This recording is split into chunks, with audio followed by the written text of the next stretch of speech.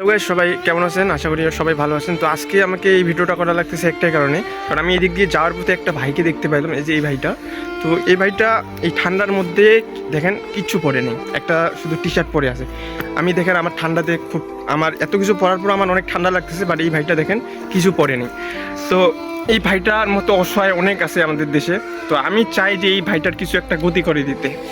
তো আপনারা যারা যারা ভাইটিকে দেখতে পাচ্ছেন এবং তার এই ঠান্ডার মধ্যে অসহায়ত্ব জিনিসটা দেখতে পাচ্ছেন, ভাইটা খুব অসহায়ত্বভাবে আছে। তো আপনারা যারা চান ভাইটার এই অসহায়ত্ব দূর করতে বা তাকে কিছু একটা সুইটার বা কোনো কিছু পরাই দিতে, তো অবশ্যই আমাদের এই স্ক্রিনে থাকা বিকাশ এবং নগদ নাম্বারে অবশ্যই আপনারা টাকা পাঠাবেন। আর টাকা পাঠালে অবশ্যই খরচটা শো দিবেন। তো ভাইয়ের সাথে আমরা একটু কথা বলি। ভাই, আপনি কেমন আছেন? আপনাদের দোয়ায় ভালো আছি। ভালো আছেন?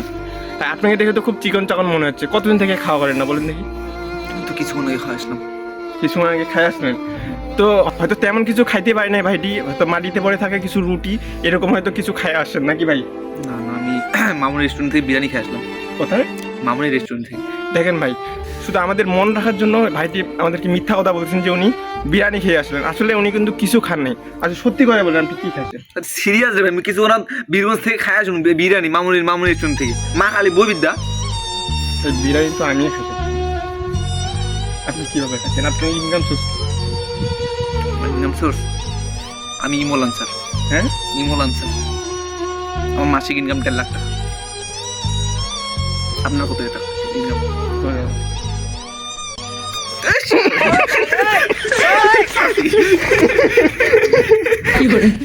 এরকম অসহায়ত্ব যারা দেখতে পাচ্ছেন ভাই, অবশ্যই বিকাশ এবং আমাদের টাকাটা পাঠাবেন, কারণ উনার উপর না হলো আমার উপরে।